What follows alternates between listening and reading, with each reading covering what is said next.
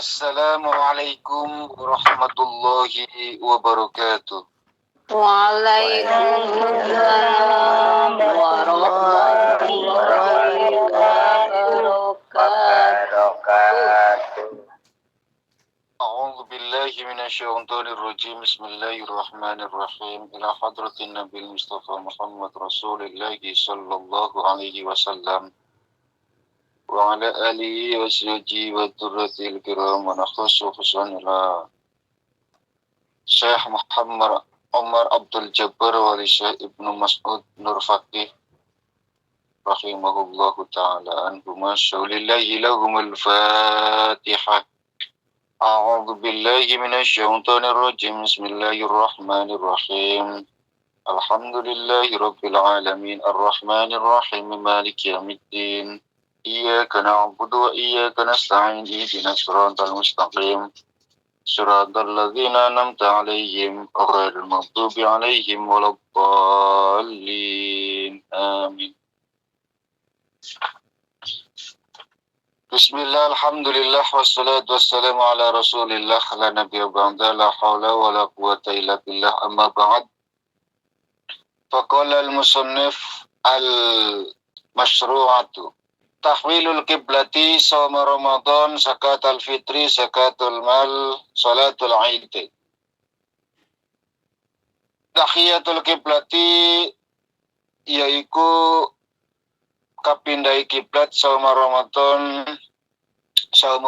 lan puasa Ramadan, zakatul fitri, zakat fitrah, zakatul mal, zakat mal, salatul aid ini salat aid loro. Fis sanati saniyati ing dalam tahun kang kaping pindho minal hijrati saking hijrah tahawwalatil kiblatu. Tahawwalati dadi pindho apa al kiblatu kiblat min Baitul Maqdis saking Baitul Maqdis Palestina ilal Ka'bati marang Ka'bah. Banda andallas muslimuna ing dalam sawise arep yen dadi sapa pira-pira wong Islam yastaqbiluna iku padha madhep sapa muslimun Baitul Maqdis ing Baitul Maqdis sittata asyarata syahran ing dalam mangsa 16 bulan. Jadi di tahun yang kedua itu kiblat berpindah. Ada yang tahu berapa kali umat Islam itu gonta-ganti kiblat? Jadi sudah 3 kali. Pindah kiblat itu 3 kali, Bu. Pertama ke Ka'bah, kedua setelah hijrah pindah ke Baitul Maqdis Palestina. Setelah itu pindah lagi ke Ka'bah. Ini menjadi satu bumerang untuk umat Islam sebenarnya pada saat itu, karena saat itu banyak orang-orang yang imannya itu tipis, dikelilingi juga oleh orang-orang munafikun pada saat itu, banyak yang keluar, banyak yang murtad. Setelah digojlok, dibully sama orang-orang munafik dan orang-orang Yahudi. Karena notabene Palestina itu adalah kelompok orang-orang Yahudi. Di Medina itu sendiri banyak orang Yahudi. Kan kenapa dinamakan dari Yastrib ke Madaniyah atau Medina sekarang ini? Karena sistem kepemerintahan Rasul itu bukan negara Islam, tapi merupakan negara yang moderat. Artinya bahwa siapa saja yang hidup di sini, di Medina ini, baik Yahudi, Nasrani, ataupun siapapun itu, silakan saja, asalkan mengikuti aturan atau hukum-hukum yang diterapkan oleh baginda Rasul. Kalian akan aman, kalian akan bebas berkeliaran. Dengan satu syarat, mengikuti aturan atau hukum yang diterapkan. Awal ketika Nabi sholat itu menghadap Ka'bah di Mekah itu, Nabi sholat madhabnya ke Ka'bah. Setelah beliau itu hijrah itu disuruh kiblatnya ke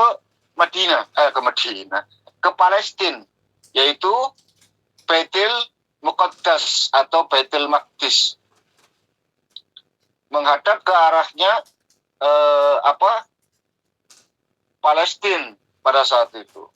Lalu orang-orang Yahudi itu ketika tahu arah kiblatnya mengarah ke Baitul Maqdis, orang Yahudi mengatakan, lihat itu Muhammad. Dia tidak mau ikut agama kita, tapi arah kiblatnya itu ke kita. Masjidil Aqsa, nang Baitul Maqdis. Tidak mau ikut agama kita, tidak mau ikut ajaran kita, malah membawa ajaran baru, tapi kiblatnya ke arah kita.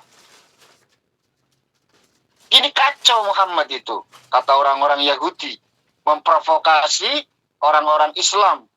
Karena dan pada saat itu orang-orang Islam mengetahui bahwa awal mula sholat itu menghadap Ka'bah, pindah ke arah yang berbeda 360 derajat, 180 derajat dari arah ngulon dadi ngetan.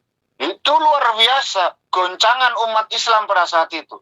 Mendapatkan perilaku yang demikian diomong-omong terus sama orang-orang Yahudi, Rasul memohon kepada Allah Subhanahu wa taala agar kiblatnya itu dipindahkan lagi ke arah Ka'bah. Ya. Agar kiblatnya dipindahkan lagi ke arah Ka'bah. Dan itu diabadikan kan di dalam Al-Qur'an. Pas tarah itu ada yang mengatakan 16 bulan, ada yang mengatakan 17 bulan. Walhasil bahwa tahun kedua, yang jelas tahun kedua arah kiblat itu balik lagi. Uniknya Bu, ini yang bikin manusia itu rodo bingung, rodo kacau. Gusti Allah ya lucu Bu. Allah ya lucu. Memerintahkan arah kiblat pada saat Nabi sama sahabat lagi sholat, bayangkan. Lagi sholat, rakaat kedua, kurang 2 rakaat lagi. Fawalli wajhaka syatral masjidil haram. Disuruh untuk mengembalikan arah kiblatnya dari Baitul Maqdis ke arah kiblat ke arah Ka'bah lagi, Bu. Lagi sholat, maka saat itu juga 180 derajat langsung berubah arah. Itu ramai pada saat itu. Tahu-tahu nabinya berbalik arah. Ini apa kok nabi, apa mau sholat model anyar apa piye?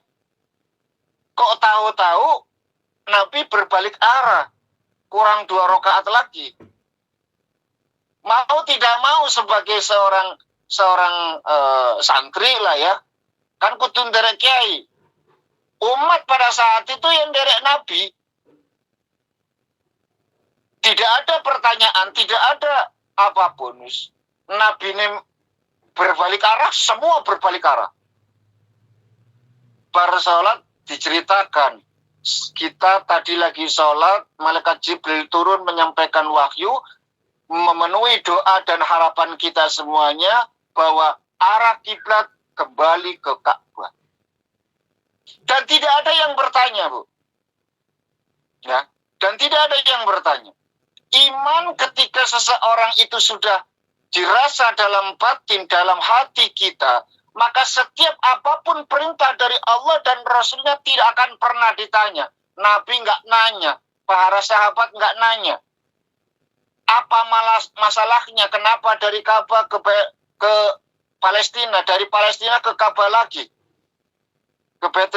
dari Baitul Maqdis ke Ka'bah lagi? Nabi pun nggak tanya kenapa ya Rob, enggak sama sekali. Para sahabat pun nggak bertanya, ya Rasul kenapa arah kiblat balik lagi? Enggak sama sekali. Itu iman, Bu. Ya, itu iman. Ketika Allah perintahkan, lalu kita lakukan tanpa ada sedikit pertanyaan, ini iman. Hanya orang-orang kreatif yang mungkin keraguan dalam imannya saja. Lalu ada tirani dengan kalimat yang semacam itu. Kalau begitu Ibrahim alaihissalam imannya kurang kuat dong Pak. Padahal Bapak Tauhid. Nanti dulu. Ibrahim mengakui dan mengimani bahwa setiap kali Allah mematikan makhluknya, Allah akan menghidupkan kembali. Setiap manusia yang hidup pasti mati. Dan kematian itu awal dari kehidupan yang abadi. Nabi Ibrahim mengajukan, ya Allah, tidak sedikit pun rasa ragu dalam hatiku. Tapi kiranya untuk memberikan satu keyakinan, bisakah engkau tunjukkan bagaimana cara engkau menghidupkan kembali? Maka kata Allah, silakan kau ambil burung, kau potong-potong jadi 4. Dipotong jadi 4, yang satu ditanam di bukit A, yang satu ditanam di bukit B, yang satu ditanam di bukit C, yang satu ditanam bukit D. Lalu kau panggil dengan kuasaku. Nabi Ibrahim mempraktekkan itu semua. Lalu dipanggillah makhluk yang sudah dipotong, burung yang sudah dipotong-potong tersebut, bismillah dengan izin Allah hidup kembali. Datang Bu, menyatu. Ini kan kajian, ini ilmu. Setiap yang hidup mesti mati. Yang mati akan dihidupkan kembali. Ini kan ilmu, ini pengetahuan, bukan perintah.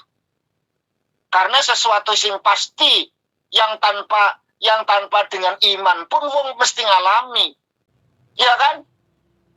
Apakah orang yang tidak beriman sama Allah tidak mati? Ya tetap mati. Apakah orang yang tidak beriman kepada Allah tidak dihidupkan kembali? Ya dihidupkan kembali. Artinya apa? Nggak ada kaitannya dengan iman. Hidup, mati, hidup lagi. Karena itu sesuatu yang pasti. Dengan iman atau tidak iman, mesti ngalami. Makanya, Nabi Ibrahim cuma sekedar ingin memberikan satu kekuatan. Sebagai ilmu pengetahuan. Tapi ketika perintah sholat, perintah zakat, perintah haji, ini perintah. Kalau perintah, iman tidak akan pernah menanyakan itu. Maka jangan pernah bertanya, kenapa ya kok dari Ka'bah ke Baitul Maqdis, dari Baitul Maqdis ke Ka'bah lagi. Pindahnya dari Baitul Maqdis ke Ka'bah, makin gencar lagi orang-orang Yahudi memprovokasi. Banyak orang-orang Islam yang imannya lemah, murtad. Kenapa? Orang Yahudi mengatakan, lihat itu benderamu, ketuamu. Kalian jangan mau dibodoh-bodohi dengan iman yang semacam itu, agama yang model semacam itu. Dia cuma ingin menggiring karena dia kangen sama keluarganya, dia arahkan kiblatnya ke arah keluarganya. Kita tahu Nabi Muhammad dari Mekah. Mekah itu tempatnya Ka'bah. Kok tiba-tiba dari Palestina arah kembali ke Ka'bah? Berarti kan kangen karo keluarganya. Tidak ada pilihan, Bu. Sajane Rasul yang ngenes ketika menghadap Ka'bah, Bu, pada saat itu. Bagaimana mungkin aku akan menghadapkan ke arah tujuanku menghadap Allah melalui kiblatnya Ka'bah? Sedangkan pada saat itu Ka'bah dikelilingi 300 berhala. Dikotori oleh berhala. Ya, ada sejarahnya, sejarah itu dicatat, Bu. Bahwa Ka'bah yang selama ini kita agung-agungkan, kita suci-sucikan, itu pernah dikotori. Maka orang yang berilmu, Bu, ketika pun harus datang ke Ka'bah, ya entah itu umroh, itu haji, biasa saja. Gitu loh. Nggak harus dekat dengan Ka'bah, nggak harus mencium Hajar Aswad, enggak. Makanya ada isyarat ketika orang jauh itu cukup melambaikan tangan, kan? Dan itu bukan menjadi syarat rukun. mencium Hajar Aswad, itu nggak ada syarat rukunnya orang tawaf. Nabi ngenes, Bu. Makanya pada saat di Madinah, Nabi disuruh untuk kiblatnya ke Baitul Maqdis karena sama-sama mulianya. Bukankah Baitul Maqdis bagian dari rangkaian Isra Mi'raj baginda Nabi? Dari Ka'bah ke Masjidil Aqsa, sholat lagi, ngenes atine Nabi. Maka Allah perintahkan untuk ke arah Baitul Maqdis. Setelah di Baitul Maqdis, Nabi ngerasa ngenes, tambah ngenes, Bu. Apalagi orang-orang Yahudi mengatakan munafik Muhammad, enggak melu agamanya tapi kiblatnya melu awake dhewe dan seterusnya. Akhirnya disuruh kembali lagi. Nah, pas Fathul Mekah itu, Bu, Fathul Mekah itu dikuasai oleh orang-orang Islam. Nabi sampai ngos-ngosan, Bu. Capek luar biasa. Merga napa? Bongkar 300 berhala. Bayangkan. Nabi, Bu. 300 berhala loh. Nek berhalane cili-cili ora masalah. Berhalane rada gede-gede nggak ya gaweane ngare watu digotongi. Apa ya ora sengkleh. Yang jelas tahun kedua arah kiblat berubah kembali. Dari Ka'bah ke Baitul Maqdis, dari Baitul Maqdis ke Ka'bah lagi. Sampai detik ini. Ya, sampai detik ini. Jeling-jeling pada tahun berapa? Tahun 2 Hijriyah.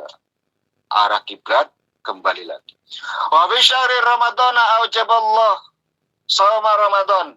Wa fi syahri Saban lan ing dalem wulan Saban aujaba majibake sapa Allah Gusti Allah shauma Ramadan ing puasa lulan Ramadan alal muslimina ing atase pira-pira wong Islam. Iyadzu qasaim. Drepon yen tah ngrasake sapa wong puasa sidal ju'i ing dalem sidal ju'i ing abote atau apese luwe ngelih. Wal silan ngelak. Fatalina mangko lemes apa nafsahu awe soim wa yata'adzab lan dadi bersih apa khuluquhu budi pekertine soim fayazhalu mangko gampang alaihi ing atase soim apa yadlus sedaqati awake pira-pira sedekah. Pada tahun yang kedua pula syariat agama Islam puasa Ramadan itu diwajibkan. Ya. Jadi banyak sekali tahun kedua itu syariat Islam mulai diterapkan. Pertama Rasul datang ke Madinah ya masih biasa-biasa saja. Artinya belum menjadi syariat. Ya puasa, ya sholat gitu. Tapi Ramadan itu ditetapkan wajib puasa bulan suci Ramadan 1 bulan penuh itu di tahun 2 Hijriyah. Jadi tahun pertama belum wajib, Bu. Ngake-ngakena puasa. Belum ada kewajiban bagi umat Islam untuk puasa bulan suci Ramadan. Masuk pada tahun kedua, di bulan Sya'ban, Allah mendapatkan perintah untuk melaksanakan bulan suci Ramadan. Ya ayyuhalladzina amanu kutiba alaikumusiyam kama kutiba alal ladzina min qablikum la'allakum tattaqun. Diwajibkan atas orang-orang yang beriman untuk melaksanakan puasa kama kutiba alal ladzina min qablikum, bagaimana diwajibkan atas mereka sebelum kalian. Supaya apa? La'allakum tattaqun. Ada kalimat la'alla, ada kalimat asa, Bu. Dalam Al-Quran itu maknanya sama. Untuk menuju Ya, asa ya menuju, la'alla ya menuju. Artinya bahwa ala dengan asa dengan la'alla itu sama. Akan tetapi penerapannya itu, cara penyampaiannya untuk menggapainya itu beda. Kalau asa itu dengan mudah, kalau la'alla penuh perjuangan.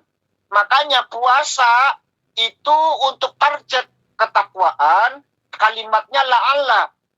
La'allakum tattaqun, supaya kalian menjadi orang yang bertakwa. Kenapa? Karena puasa itu melalui rangkaian yang harus kita alami. Satu, merasa lapar. Ya, siddatal jo wal atos. Ya lapar, ya dahaga, lemas efeknya. Tapi rangkaian yang semacam itu agar apa? Agar yata'adzaba khuluqahu fayashal alaihi badzatul sadaqah. Supaya budi pekertinya itu baik. Ya. Ora cuak-wakan, wong wakas, keras, tenagane rosa kan gemede, Bu. Wani kan, tapi nek lemes, ya piye wong lagi lemes kok. Sehingga budi pekertinya itu menjadi lebih baik lagi. Diwajibkan selama 1 bulan. Dan umat Islam pada saat itu, Bu, itu banyak yang salah kaprah, Bu. Ya, banyak yang salah kaprah. Masalahnya Nabi ya lucu. Memberikan syariat yang semacam itu disuruh untuk membedakan benang putih sama benang merah. Waktunya gitu loh. Waktu berpuasa ketika benang merah, ketika benang putih dan benang hitam sudah bisa dibedakan. Wakeh pada saat itu, umpamanya santri-santri sing bedui ya, bener-bener benang dipanteng, Bu. Kalau masih kelihatan putih, berarti masih puasa. Kalau sudah nggak kelihatan putihnya, sudah hitam, berarti sudah boleh buka. Yang repot kan saat fajar sidik, Bu. Saat mau mulai puasa, ditarik meneh benangnya. Yang bengi, saat fajar sidik itu muncul kan, masih remeng-remeng lah. Artinya bahwa benang putih itu masih belum kelihatan putihnya. Ya masih makan saja terus. Satu. Yang kedua, mereka itu semuanya tidak melakukan hubungan suami istri selama sebulan penuh. Ya banyak yang nggak kuat. Akhirnya mereka melakukan. Tapi malam ya, malam. Nabi guyu dapat kabar yang semacam itu. Ya, Nabi ya guyu. Setelah itu Nabi mengajarkan tidak semacam itu. Puasa boleh berhubungan, tapi saat malamnya, siangnya enggak boleh. Oh, ternyata boleh.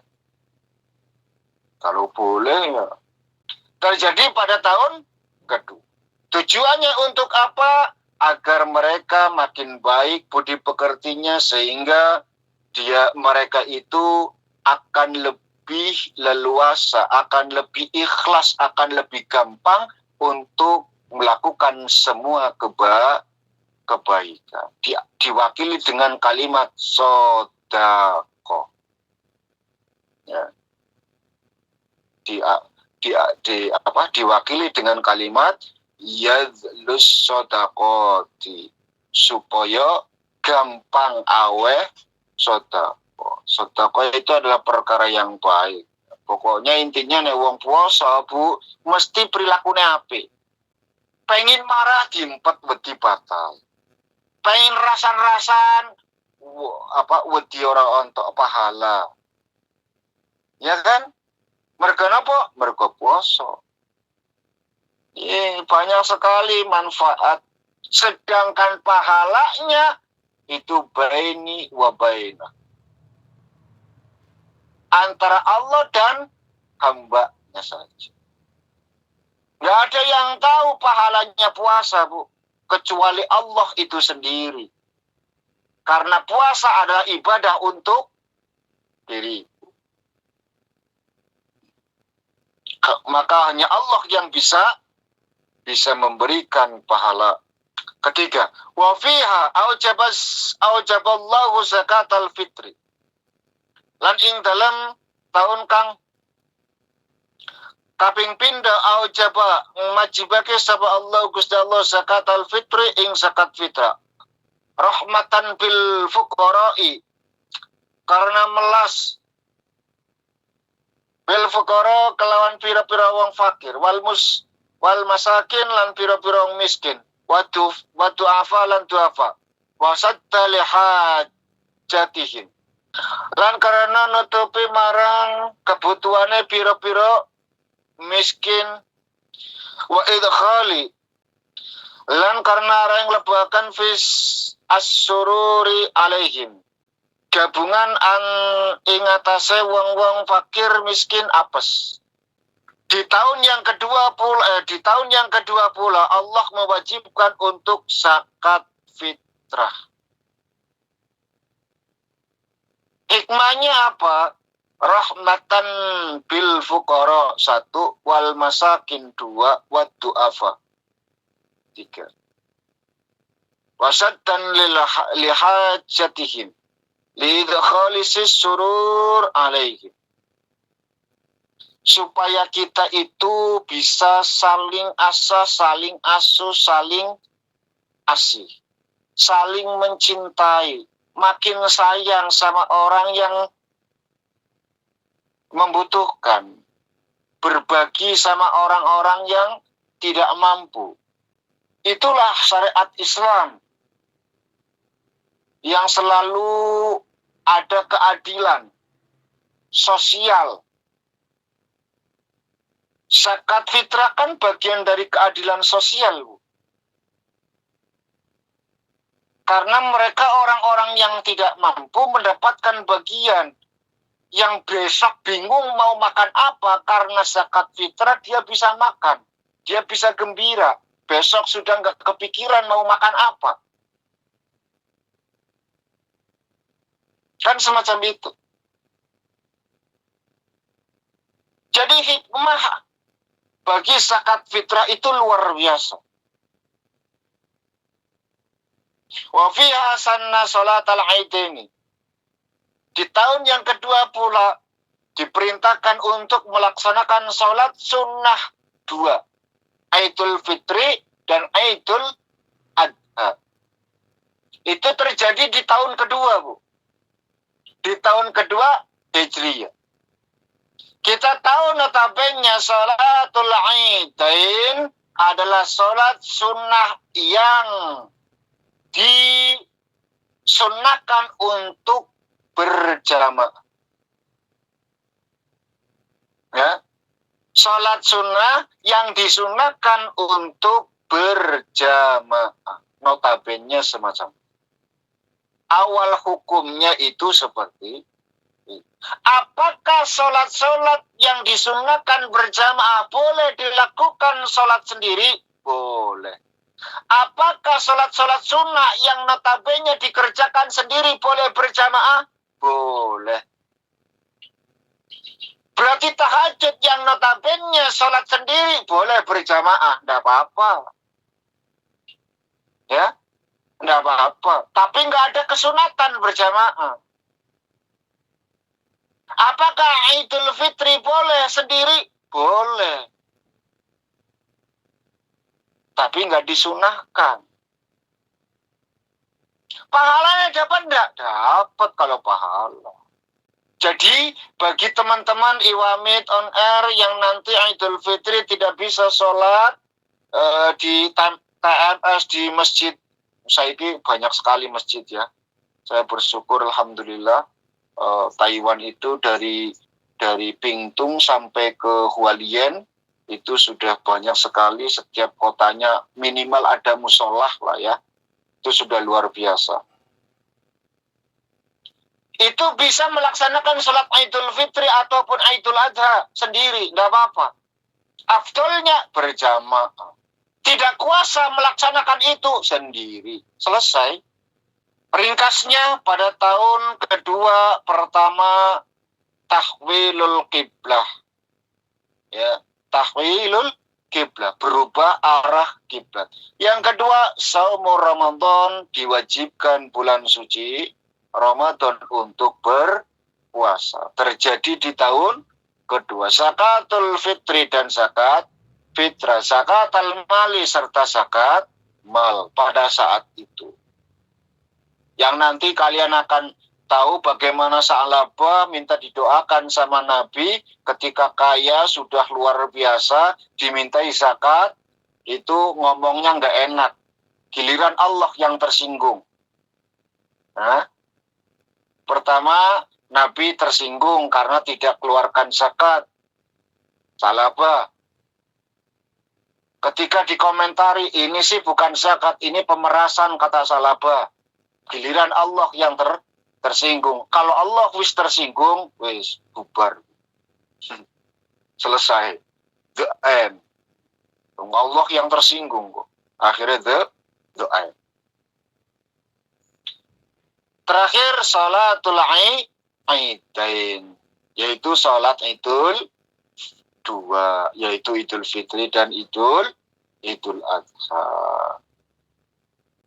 Jadi kalian itu sekarang sudah tahu, sudah paham bahwa syariat mulai benar-benar diterapkan itu terjadi pada tahun kedua Hijriyah. Ya. Puasanya, sholat Idnya, Ramadannya, pindah ke kiblat. Karena Rasul itu sudah jadi pemimpin, Rasul itu sudah sedikit kuat, bisa menyampaikan syariat agama tanpa harus wisik-wisikan, tanpa harus endap-endapan, tanpa harus sembunyi-sembunyi. Karena Rasul sudah kuat. Barokah ditolong sama sahabat Ansor. Makanya sahabat Ansor itu luar biasa. Ada pertanyaan? Tadi menerangkan tentang hal kiblat ya, tentang kiblat. Terus pertanyaan saya seperti ini, kalau sekarang ini kita dalam posisi keadaan terus nggak tahu arah terus mana kiblatnya seperti itu, bolehkah kita misalkan sholatnya asal sembarang kiblat kayak gitu? Itu aja pertanyaan saya, tolong dijelaskan. Terima kasih Abah. Assalamualaikum warahmatullahi wabarakatuh. Waalaikumsalam warahmatullahi wabarakatuh. Pertanyaan dari teman ya. Waktu saya di rumah sakit itu ada teman yang menegur saya seperti ini, Abah. Waktu sholat itu seorang perempuan kan punya rambutnya kan panjang, ya kan otomatis kan mesti dikuncir, digelung kayak gitu. Dia menegur saya, Bu, kalau sholat kok rambutnya dikuncir, itu kan menunjukkan bahwa kalau dikuncir itu saat sholat itu apakah itu benar apa? Untuk penjelasannya, terima kasih. Wassalamualaikum warahmatullahi wabarakatuh. Waalaikumsalam warahmatullahi wabarakatuh. Pertanyaan pertama, kalau kita tidak tahu arah kiblat, apakah boleh sembarangan? Kalau arah kiblat kita tidak tahu, itu disamakan dengan orang yang dalam safar, Bu. Asal benar-benar tidak tahu ya. Dalam ruangan tidak boleh keluar, nggak ada aplikasi misalkan. Karena sekarang kan sudah ada aplikasi gitu loh, aplikasi arah kiblat. Kalau memang jenengan benar-benar pengen yakin banget, tinggal download aplikasi arah kiblat. maka pasti akan ditunjukkan, walaupun ya keabsahannya ya wallahu a'lam gitu loh. Tapi kan minimal memberikan satu kekuatan, satu keyakinan, seperti tadi diceritakan di awal, seperti Nabi Ibrahim mendapatkan satu keyakinan penuh. Bismillah, dengan izin Allah burung itu kembali hidup, kan semacam itu. Maka download dulu. Kalau memang download itu nggak bisa, mungkin HP-nya yang nggak punya, mungkin macam-macam alasan lah. Membuat dirinya itu benar-benar tidak mengerti arah kiblat, maka disamakan dengan orang yang lagi sholatnya orang yang lagi safar. Kemana dia kendaraan itu membawa, maka kesitulah arah kiblatnya, kan semacam itu. Jadi bebas saja, nggak masalah. Dengan satu catatan itu, sudah berusaha untuk mencari ngerti. Kenapa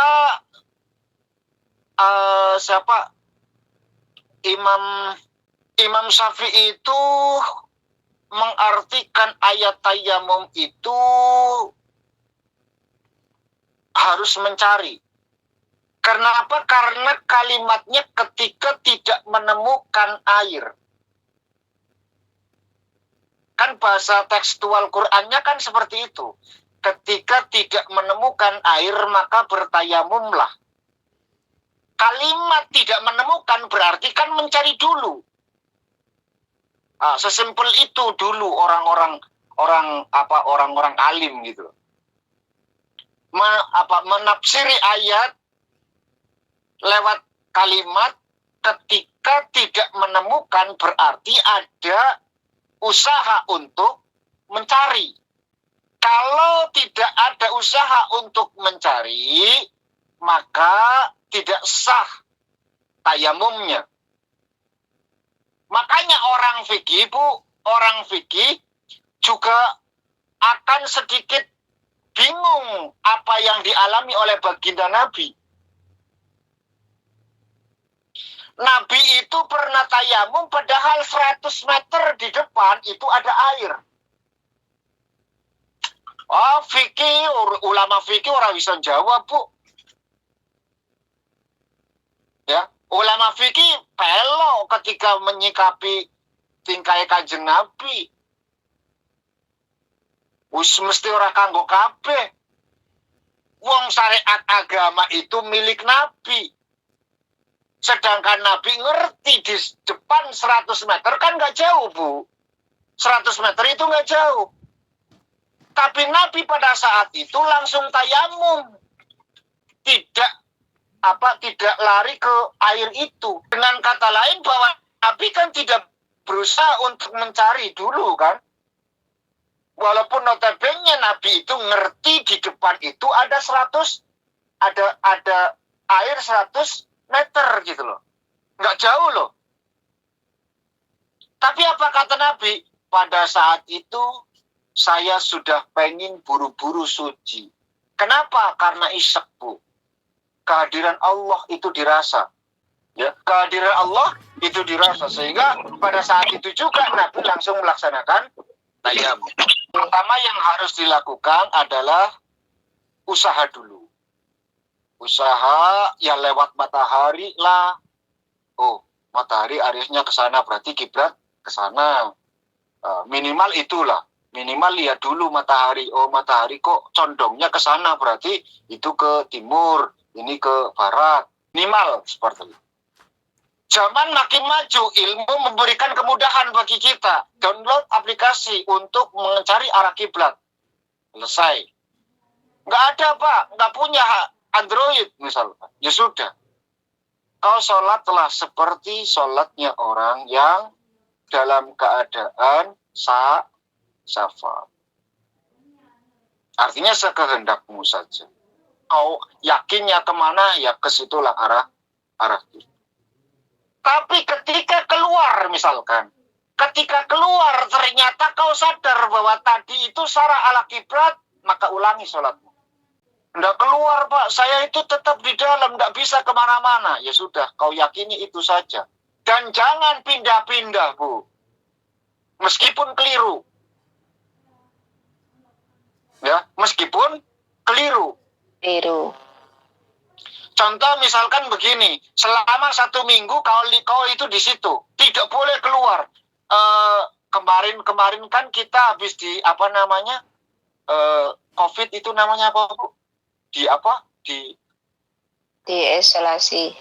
Karantina. Iya, isolasi di karantina kan kita gelap, misalkan contoh ada isolasi yang semacam itu, kita tidak boleh keluar sama sekali, bahkan nengok matahari pun kita nggak tahu, aplikasi tidak ada, Android tidak punya misalkan. Ya sudah, kau yakini sholat itu menghadap arah kiblat ke situ, dan selama 1 minggu itu satu arah itu aja, jangan pindah-pindah gitu loh. Hari ini ke sana, hari berikutnya ke sini, hari berikutnya ke yang lain. Itu tidak benar.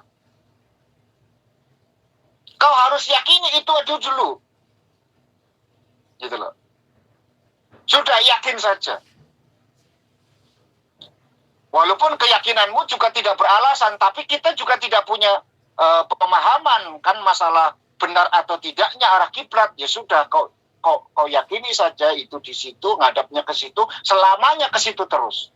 Dan ketika keluar selama 1 minggu, ternyata selama ini saya keliru, arah kiblatku keliru, ternyata tidak ke sana, tapi harusnya ke sini. Tapi sudah 1 minggu, ya wis lah, masa itu sudah berlalu.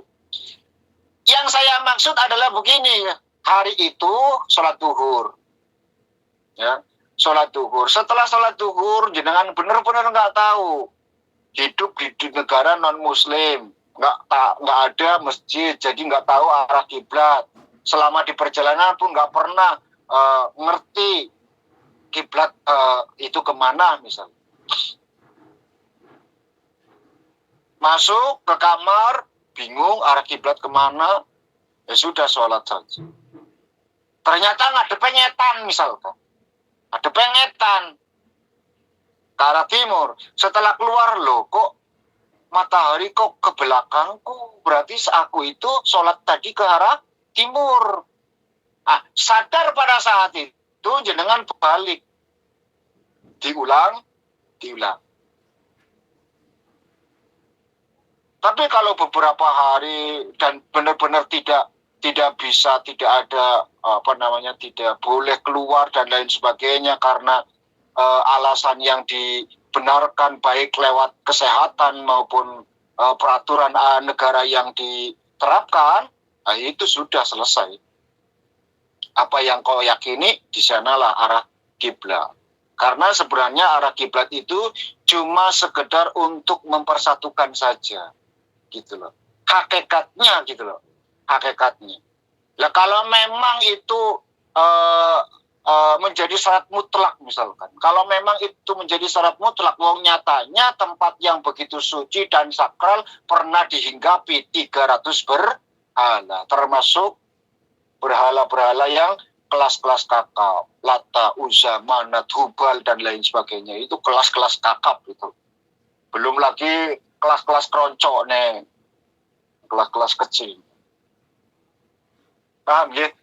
Pertama usaha dulu, minimal cari lihat dulu matahari, kalau enggak pakai ilmumu dengan Androidmu, download aplikasi arah kiblat.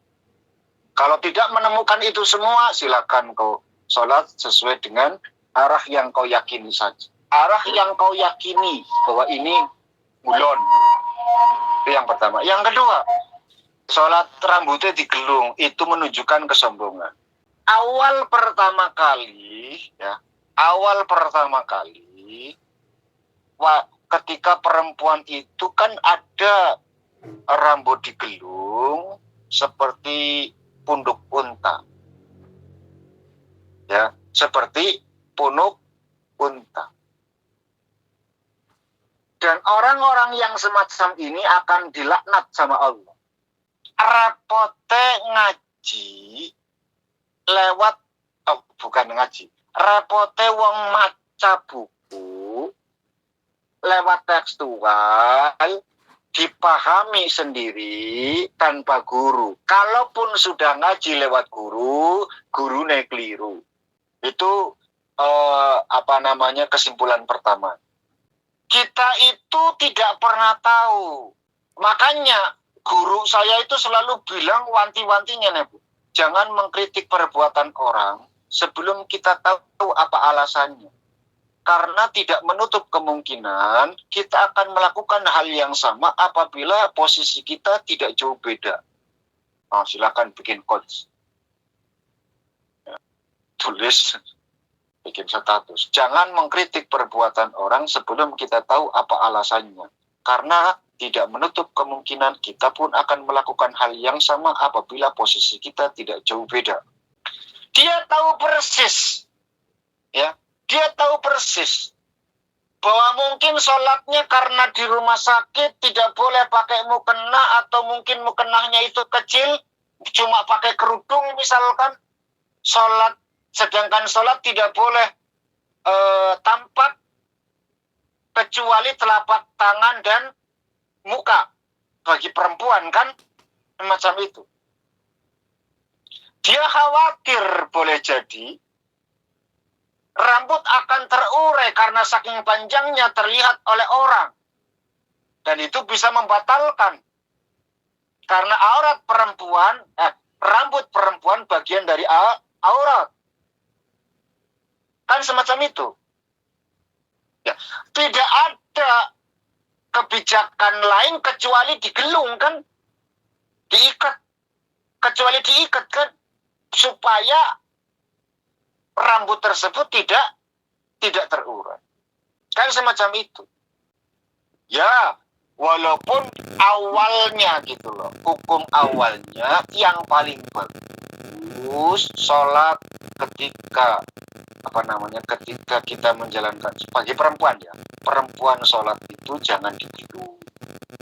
Makanya orang tua dulu, Bu, orang tua dulu itu mukenanya itu yang langsungan, Bu, nggak ada yang tugelan kan model baru sekarang ini. Ada tugelan itu sekitar tahun 2000-an lah, Bu, baru ada model yang semacam itu. 2000 ke bawah itu nggak ada tugelan, itu adanya langsungan, dan itu efisien gitu loh, itu efisien.